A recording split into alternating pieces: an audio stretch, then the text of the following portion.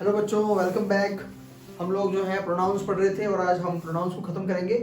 और मुझे मैसेज मिल रहे हैं आप बच्चों के टेलीग्राम पे कि सर रीड के लिए आप इतना ज़्यादा क्यों पढ़ा रहे हो, बस आप सिर्फ प्रोनाउन कितने होते हैं बता के छोड़ दो। तो भाई फिर तो आपका पार्ट्स ऑफ स्पीच टॉपिक जो है वो 15 मिनट में पूरा हो जाएगा, है ना। और फिर मुझ में और फिर गाइड्स जो आप पढ़ रहे हैं उनमें कोई फ़र्क नहीं रहेगा ना। तो आपका पास टाइम है और संसाधन भी हैं, ये संसाधन यूट्यूब संसाधन ही है आपका।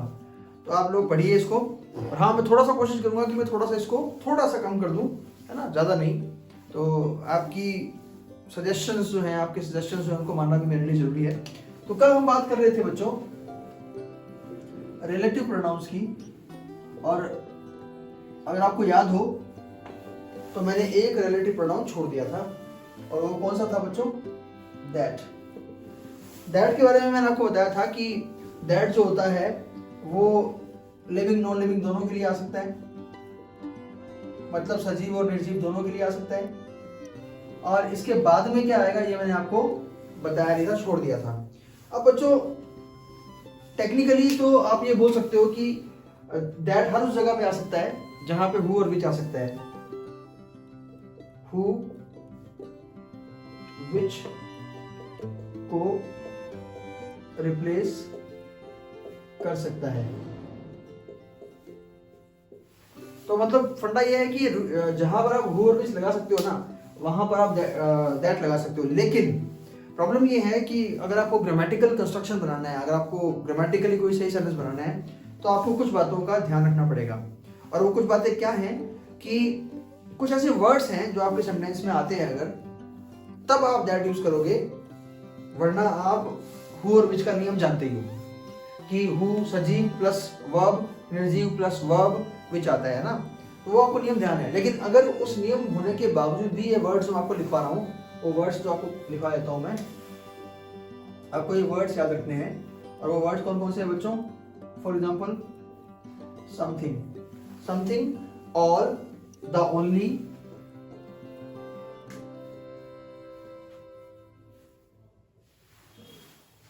इसके अलावा little, few, okay, little, few,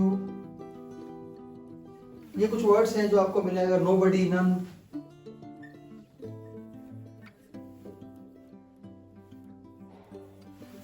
none, इनके एग्जांपल देखेंगे आपको तो ज्यादा क्लियर होगी बात कि मैं क्या कहना चाह रहा हूं। नथिंग, नथिंग, या कोई सुपरलेटिव डिग्री भी हो सकती है इसमें ना, सुपरलेटिव डिग्री। अगर ये आपको किसी सेंटेंस में मिलते हैं तो आप जहां पर आपको हु और विच लगाना चाहिए था ओरिजिनली, वहां पे आप क्या लगा दोगे? दैट लगा दोगे। एग्जांपल देखें क्या? एग्जांपल देखते हैं।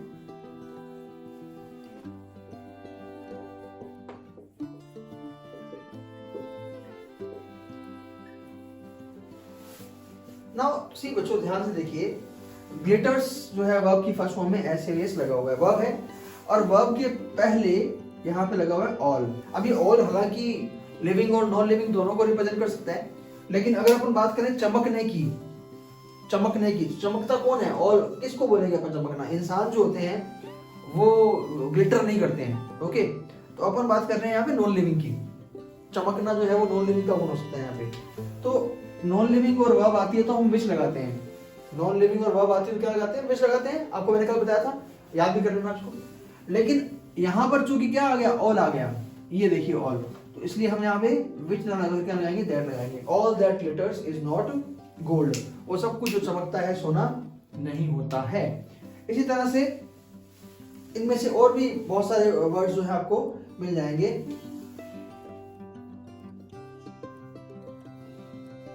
This is the only book,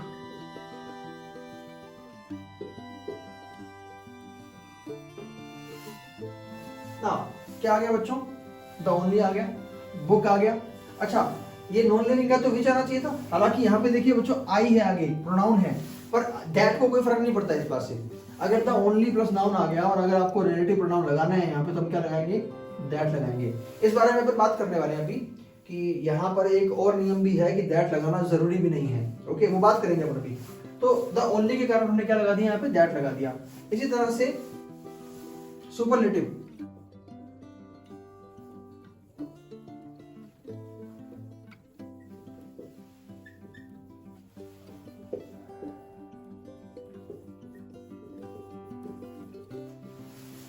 this is the best movie, superlative degree आ गई, और सुपरलेटिव डिग्री आ गई तो फिर हम यहाँ पे क्या लगा देंगे बच्चों, दैट लगा देंगे।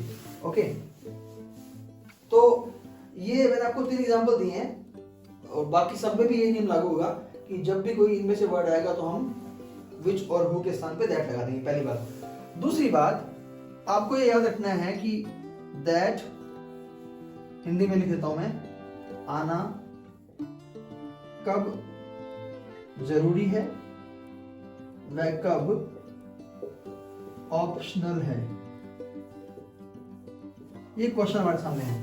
तो दैट जो है कब तो जरूरी लगेगा और कब जो है ये ऑप्शनल होगा, आपको मैं बता रहा हूं। सी, दैट जो है अगर उसके बाद में वर्ब के अलावा कुछ भी हो, यहां देखिए दैट के बाद में क्या आ रहा है, सॉरी दैट के बाद में क्या आ रहा है, वर्ब आ रही है, लेकिन इन 2 सेंटेंसेस में दैट के बाद प्रोनाउन आ रहा है, यहां भी प्रोनाउन आ रहा है। ठीक है, तो आपको याद रखना है कि that as a relative pronoun जब होगा, दैट के बाद वर्ब आने पर दैट मैंडेटरी होता है, या आप बोल सकते हो सिंपल लैंग्वेज में कंपलसरी होता है, आवश्यक होता है। ओके, अन्यथा ये ऑप्शनल या ऐच्छिक होता है।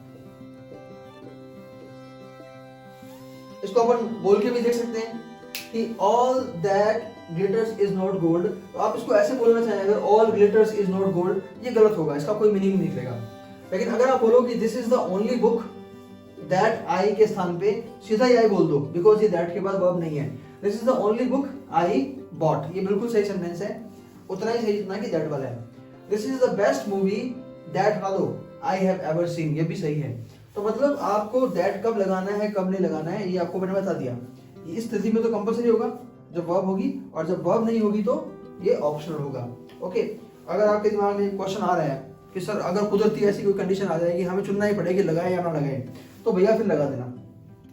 मतलब क्या इसका मतलब है कि ऐसी कोई स्थिति आ जाए जब आपको वर्ब नहीं दे रखी, वर्ब दे रखी हो फिर तो कोई किंतु परंतु है ही नहीं, फिर तो दैट आएगा ही आएगा। वर्ब नहीं दे रखी है देखो, और आपको फिर बोले कि दैट लगाएं या जीरो लगाएं, तो आप फिर दैट को चुन लेना, मतलब दैट को चुनना बेहतर रहेगा। वैसे दैट नहीं लगाएं तो भी ये सेंटेंस गलत नहीं होगा। ओके, तो ये तो बात थी आपके रिलेटिव प्रोनाउन में आखिरी प्रोनाउन की, इसका नाम था दैट। नाउ आगे चलते हैं और इस प्रोनाउन टॉपिक को हम करते हैं क्या, खत्म।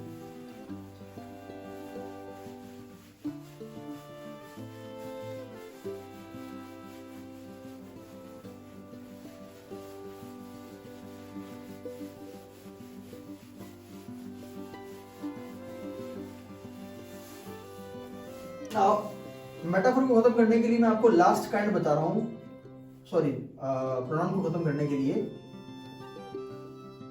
Indefinite pronounce. इंडेफिनिट प्रोनाउंस जो होते हैं वो कौन कौन से होते हैं बच्चों, मैं आपको बता रहा हूं, और उनका जो एरर संबंधी बातें हैं वो थोड़ी सी आपको बताऊंगा, ज्यादा नहीं। तो इंडेफिनिट का मतलब क्या हुआ, जो किसी निश्चित की बात नहीं करें, जो किसी अनिश्चित की बात करें, वो इंडेफिनिट प्रोनाउन होते हैं। तो मैं आपको बता दूं कि इसमें thing, body and one, thing body and one से एंड होने वाले प्रोनाउंस आते हैं।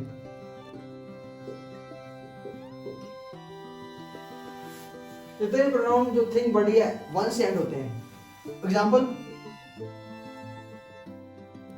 something, anything, everything, nothing। 4 तो ये होंगे थिंग वाले, और 4 ये होंगे, 4 ये होंगे। बस फर्क से इतना होगा कि हम यहां पर बडी लगा देंगे, यहां पर वन लगा देंगे, आप समझ जाएंगे। यहां पर हम एनी बडी लगा देंगे, यहाँ पर हम एनी वन लगा देंगे, यहाँ पर हम एवरी बडी लगा देंगे और यहाँ पर हम एवरी वन लगा देंगे, यहाँ पर नो बडी लगा देंगे। और इसको मैं थोड़ा अलग लिख रहा हूँ क्योंकि इसमें नो और वन अलग अलग होता है इसलिए। ओके, तो नो वन इकट्ठा मत लिखना आप, नो अलग और वन अलग होता है। नाउ ये तो बात होगी आपके इंडेफिनिट प्रोनाउंस की। आप गिन लीजिए 12 है, ये 12 हो गया, 4 8 12 16 हो गए ना, नहीं 3 3 6 3 9 3 12, सॉरी मैथमेटिक्स बहुत अच्छी है मेरी।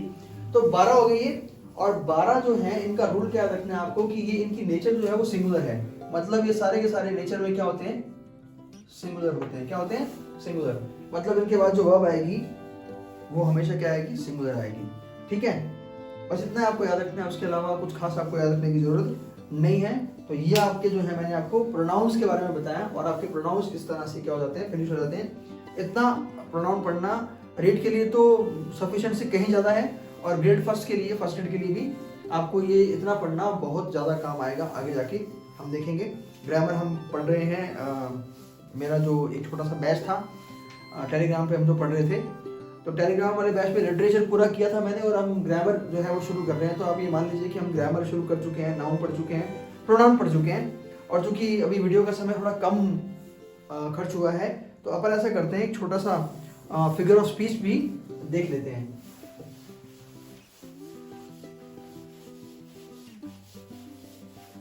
और मैं ज्यादा कुछ तो नहीं बोल रहा, फिगर ऑफ स्पीच में तो आप याद रखना, आपको कुछ भी पढ़ने की जरूरत नहीं है, मैं जो बता रहा हूँ उतना पढ़ लो, that will be more than sufficient. तो फिगर ऑफ स्पीच जो हम पढ़ने वाले हैं, एक पढ़ चुके हैं, आपको याद होगा हमने सिमिली की बात की थी। आज हम मेटाफोर की बात करने वाले हैं। मेटाफोर जो है सिमिली का ही बड़ा भाई मान लो, छोटा भाई मान लो, बहन मान लो, मुझे नहीं पता, रिश्ते बना लेना आप। तो मेटाफोर जो है बच्चों, इसको अपन क्या बोल सकते हैं, लिटरल मीनिंग अगर इसका देखें अपन, शाब्दिक अर्थ देखें इसका अपन, तो एक तरह से ये ट्रांसफर है। क्या है ये, ट्रांसफर। हालांकि हिंदी में आप जानते हैं क्या बोलते हैं इसे, हिंदी में रूपक बोलते हैं। क्या बोलते हैं, रूपक। और ट्रांसफर का मतलब क्या हुआ कि ये कुछ ट्रांसफर करता है। अब ट्रांसफर करता क्या है ये अपन देखेंगे। पहले तो इसकी ओरिजिन देख लें। ओरिजिन की बात करें तो ग्रीक वर्ड है एक, इसका मतलब है मेटा। क्या मतलब है बच्चों, मेटा। मेटा का मतलब क्या होता है, अक्रॉस। और दूसरा वर्ड है वो भी ग्रीक वर्ड ही है, इसका मतलब होता है फोरे। तो मैं इसको यहाँ पे लगा देता हूँ ताकि आपको फोरे दिखे, हालांकि पूरा वर्ड फोरे है। तो इसका मतलब होता है कैरिंग, ले जाना, मतलब कैरिंग अक्रॉस। कैरिंग अक्रॉस मतलब एक से दूसरे पे ले जाना, एक से दूसरे पे ले जाना। ये तो उसका शाब्दिक अर्थ हो गया। मेटाफोर का शाब्दिक अर्थ क्या होगा बच्चों, एक से दूसरे पे ले जाना, शाब्दिक अर्थ। ओके, अब अपन बात करते हैं कि इसकी डेफिनेशन क्या है, या यूं कहें कि रूपक की डेफिनेशन क्या है।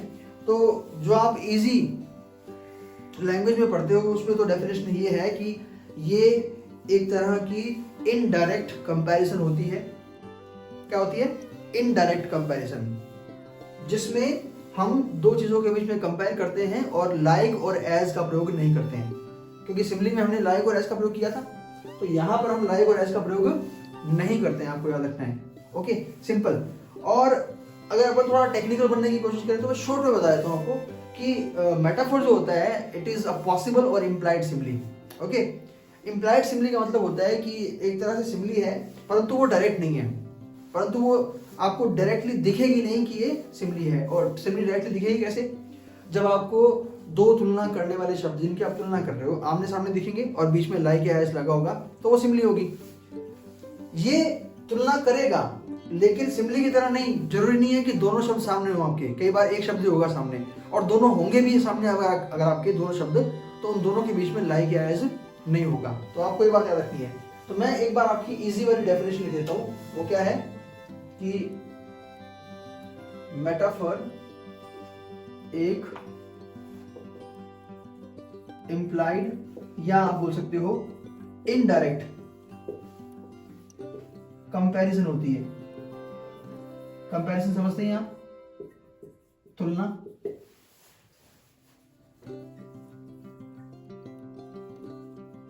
जिसे बिना लाइक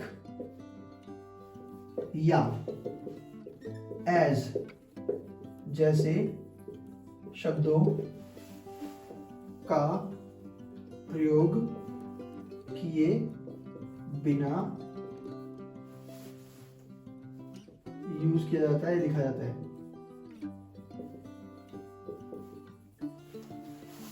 तो मेटाफोर जो है एक इम्प्लाइड या इनडायरेक्ट, इनडायरेक्ट माने जो डायरेक्ट ना हो, कंपैरिजन होती है, तुलना होती है, जिसमें बिना लाइक और एज के हम तुलना करते हैं, पहली बात तो। अब ये मैंने आपको सब बता दिया, रूपक का शाब्दिक अर्थ क्या है, ट्रांसफर, और ओरिजिन क्या है इसकी, ग्रीक शब्द है मेटा, मेटा का मतलब होता है अक्रॉस, और फोरे यानी फॉर का मतलब होता है कैरिंग। तो कैरिंग अक्रॉस माने एक से दूसरे पे मीनिंग ले जाना, एक से दूसरे पे ट्रांसफर कर देना। ये तो बात होगी डेफिनेशन की। अब अपन थोड़े से एग्जांपल्स की बात करते हैं, क्योंकि पेपर में वो आपको एग्जांपल देगा या फिर वो आपसे डेफिनेशन पूछेगा। डेफिनेशन आपको बता दी मैंने, इम्प्लाइड जहां भी आएगा, इनडायरेक्ट जहां भी आएगा। वो आपसे ये भी पूछ सकता है, अगर वो आपका पेपर मुश्किल करना चाहे थोड़ा सा, तो आपसे ये भी पूछ सकता है कि इनमें से किसमें तुलना डायरेक्ट होती है या किसमें तुलना इनडायरेक्ट होती है। तो आपको याद रखना है कि डायरेक्ट तुलना सिमिली में होगी, क्योंकि वहां पर सीधा सीधा लिखा होगा लाइक या एज, और इनडायरेक्ट तुलना किसमें होगी, मेटाफोर में होगी। किसी भी किताब में कुछ और लिखा हो, गाइड में सॉरी, तो उस पे मत जाना। अब अपन पहले तो मेटाफोर के कुछ सिंपल एग्जांपल देखते हैं ना। उदाहरण के लिए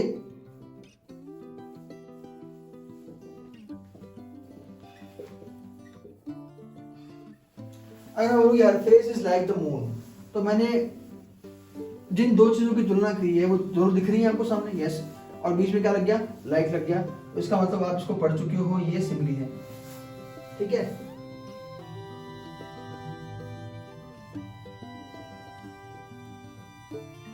अगर ऐसा बोल दे, दोनों चीजें दिख तो रही हैं लेकिन लाइक नहीं है बीच में, तो तुलना हो रही। तो एक तरह से आप ये बोल सकते हो कि सिमिली में से अगर लाइक एज हटा दें, सिमिली में से लाइक एज हटा दें, तो वो क्या बन जाएगा बच्चों, मेटाफोर बन जाएगा। ये तो आपका सिंपल वाला एग्जांपल हो गया, ठीक है। और सिंपल वाला एग्जांपल रीड पे तो बिल्कुल इजीली आप एक्सपेक्ट कर सकते हैं कि ये सिंपल वाले एग्जांपल आपको दिए जा सकते हैं, ओके।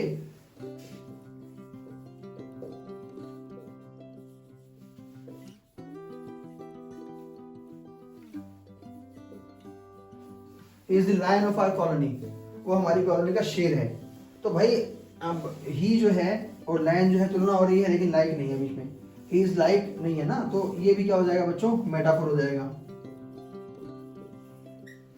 ठीक है। ये तो कुछ आसान से एग्जांपल हैं, आप सिमिली और मेटाफोर को जोड़ के देख लेना कि ऐसी सिमिली जिसमें से लाइक और एज निकाल दिया जाए वो मेटाफोर हो जाएगी। ये तो आसान। अब अपन थोड़ा सा मुश्किल वाला एग्जांपल देखने की कोशिश करते हैं यहाँ पे।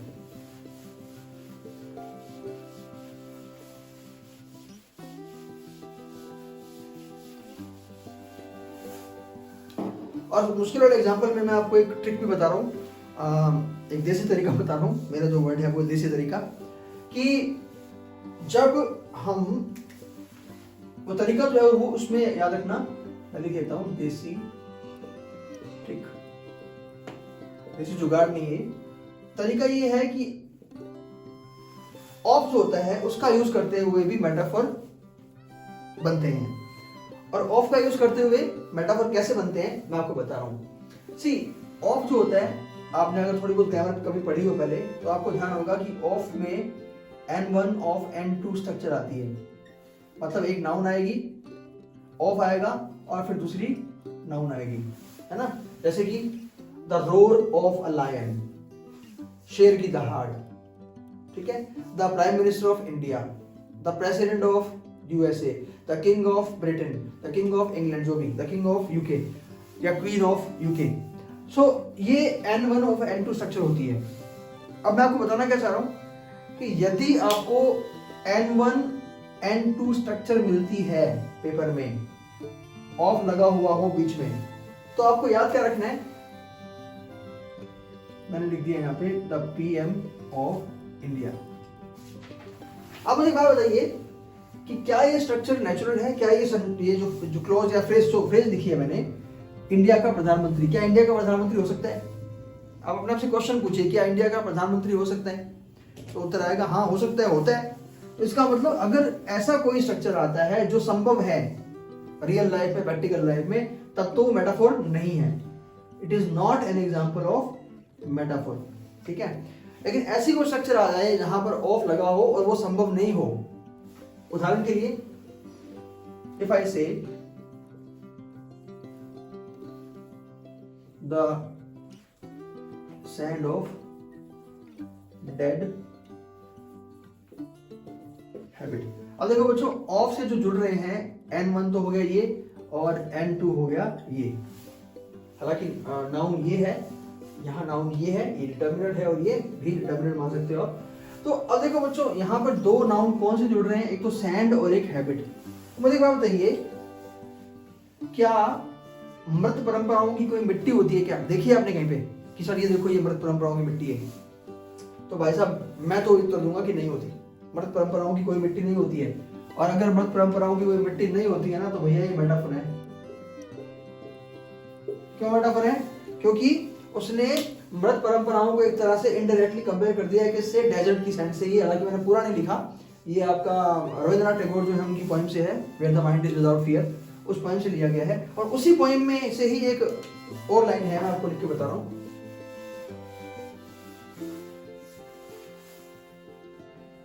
इसको भी मैं थोड़ा सा अधूरा लिख रहा हूं, उतना लिख रहा हूं जिससे कि मेटाफर समझ में आ जाए। The stream of reason. देखो बच्चों, N1 N2 क्या है यहाँ पे? नाउन फर्स्ट तो है झरना, नाउन 2 जो है तर्क। अब मुझे एक बात बताओ, तर्क का कौन सा झरना होता है, देखा कि आपने? हालांकि रविंद्रनाथ टैगोर ने बोला है कि the crystal clear stream of reason, है ना, तर्क का बिल्कुल साफ झरना। तो भैया तर्क का कोई झरना नहीं होता। इसका मतलब तर्क को रविंद्रनाथ टैगोर कंपेयर कर रहे हैं इनडायरेक्टली किससे? झरने से, जो कि बिल्कुल साफ है, क्योंकि तर्क भी साफ होता है, क्लियर होता है। तो ये भी किसका एग्जांपल हो गया? मेटाफर का हो गया। अच्छा, सबसे कॉमन एग्जांपल जो हम कई बार बोलते भी हैं,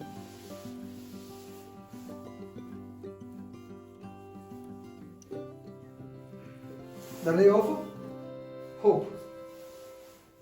N1 N2।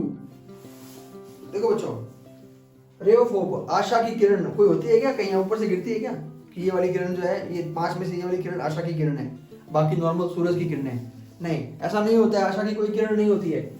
इसका मतलब ये हुआ कि ये नहीं होता है प्रैक्टिकली, तो इसका मतलब ये मेटाफोर है, क्योंकि यहाँ पर होप को किसके रूप में बताया गया है? किरण के रूप में बताया गया। किसके रूप में बताया गया? किरण के रूप में। यहां तक कि the haven of freedom, noun 1 noun 2 of लग गया। स्वतंत्रता का कोई स्वर्ग नहीं होता है बच्चों, कम से कम ऐसा तो कोई होता है जो हमने देखा हो। ये भी क्या हो जाएगा? मेटाफोर हो जाएगा। तो बच्चों, दूसरा जो मैंने आपको तरीका बताया उसको खास रूप से याद रखना। अगर थोड़े से भी मुश्किल क्वेश्चन बनाते हैं रीट वाले, तो इस तरह के क्वेश्चन आएंगे, और इस तरह के क्वेश्चन आएंगे तो आपको ये जानकारी सामान्यतः गाइड्स में तो नहीं मिलेगी। ओके, इसलिए आपको याद रखना है कि लाइक एज को हटाने के अलावा भी ये एक तरीका है जिससे आप मेटाफोर बना सकते हो। मेटाफोर के एग्जाम्पल आपको पेपर में देखने को मिल सकते हैं। ओके बच्चों, तो ये बात थी अपनी मेटाफोर की और इसके साथ ही प्रोनाउन की, और आशा करता हूँ कि आप लोग इस क्लास को एंजॉय कर रहे होंगे।